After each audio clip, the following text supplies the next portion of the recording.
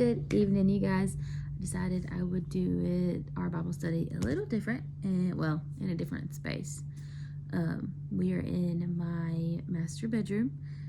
No worries, it's super quiet in here, but it's dirty, so yeah.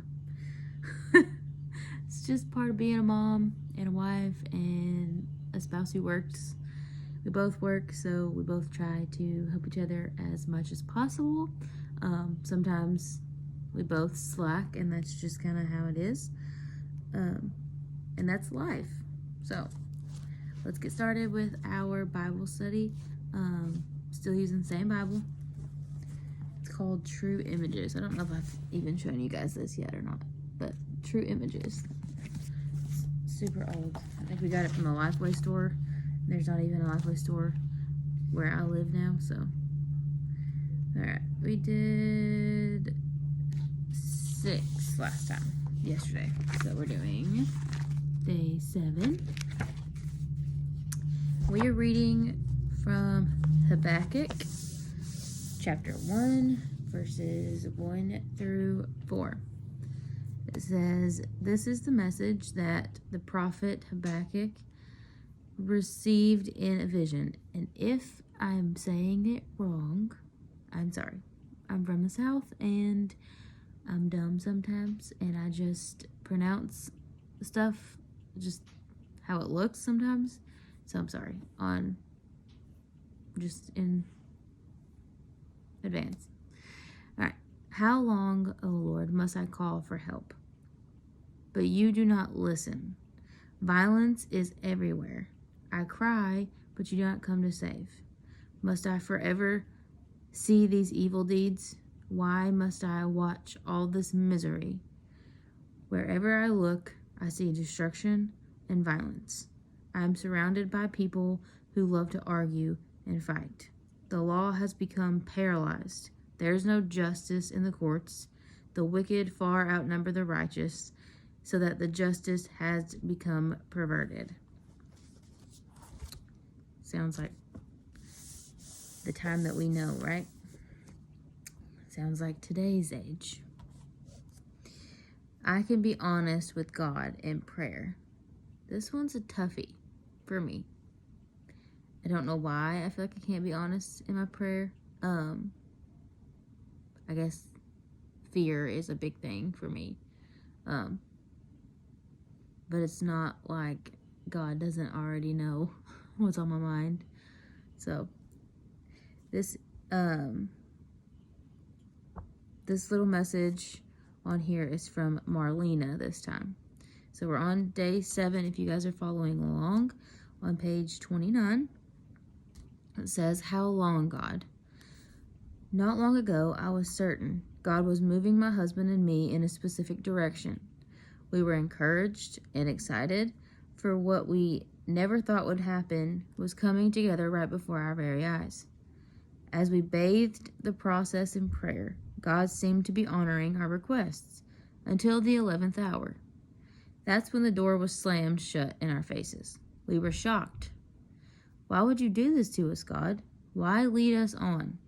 We felt like the prophet Habakkuk, who complained to the Lord, 'How long, Lord, must I call for help, but you do not listen?' Like Habakkuk's 2 complaints found in chapters 1 and 2, it was good for us to be honest with God. He knew our questions and complaints. Habakkuk, despite his questions, could state, 'Yet I will rejoice in the Lord, the sovereign Lord, in my strength.' God is still good, even when our circumstances are not." Love, Marlena. So now we go to page 30, and this is our Connect page. "How long, O Lord, must I call for help, but you do not listen?" Habakkuk chapter 1, verses 2. Connect. Describe a time in your life when you thought God was leading you one way, only to have the door closed to that opportunity. How did that feel? Talk with God about your experience.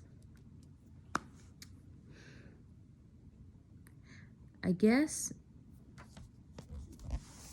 back when I was younger,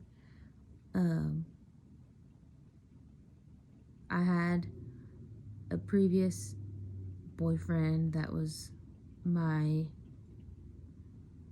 had turned into my fiance, and then everything went wrong. I'm not sure what happened, but a lot of things just went downhill fast. And now that I look back on it, it wasn't meant to be. I would have never found him. I wouldn't be happy like I am now. I wouldn't be saved like I am now. I got saved after I was married. I was pregnant with my daughter, my oldest. And yeah, that none of that would have happened without God being in my life. And he was moving things around, and he was ready for me to accept him.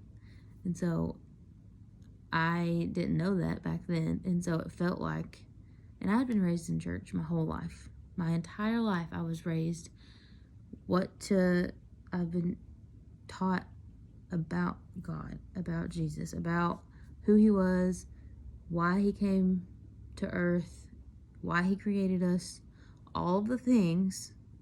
We went to Sunday school every Sunday. We went to church service every Sunday. We went to night service every Sunday. We went to Wednesday service every Wednesday. And then I cried when I was 9 years old at the altar, thought I was saved, but I wasn't.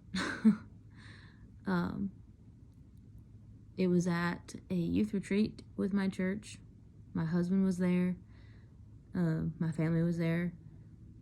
And I kept feeling this very intense feeling in my chest, like my chest was just going to burst.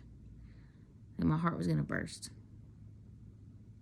And I knew what that was. I knew that it was God calling me, and he was calling me to come home, as far as inviting him into my heart. And I'm so excited that I did that.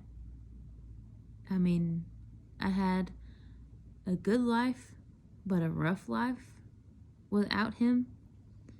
I went down really hard roads, as most teenagers do.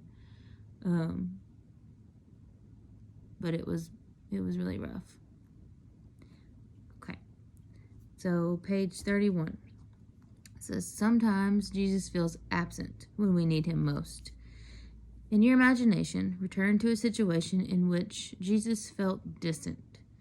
Imagine the scene, the who, what, when, and where. As you look around in your memory, ask Jesus to show you where he was present in that circumstance. There's been a lot of times where I feel like he wasn't necessarily there. He was, and I know he was. It just, in the moment, didn't feel like it. We lost my brother-in-law, and that was rough. It was really rough.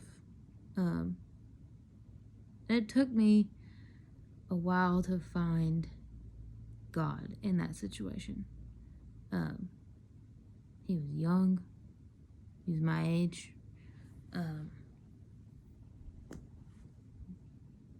But he was there. God was there. And I believe with all my heart that he's in heaven and that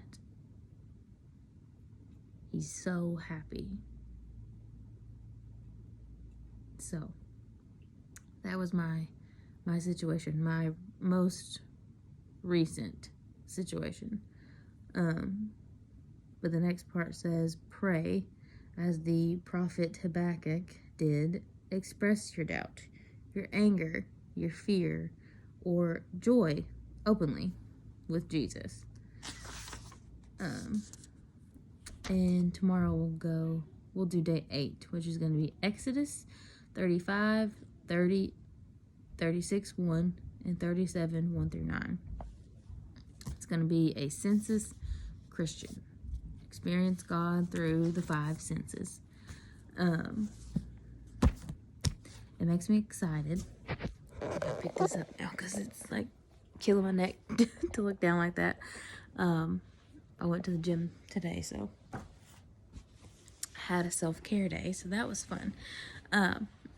But this is an amazing time that I get to spend, you know, talking to you guys about when I got saved, how I got saved, sharing my story with you guys, sharing Bible studies with you guys. But yeah, I love this a whole lot. If you guys are still loving it, go ahead and hit the like and subscribe button. I love you guys, and I hope tonight is a great night for you all. Go to church tomorrow and get you some good worship time in. Go to Sunday school, learn something. I learn something every time I go. So I will be praying for you guys. I hope you have a wonderful day. Bye, y'all.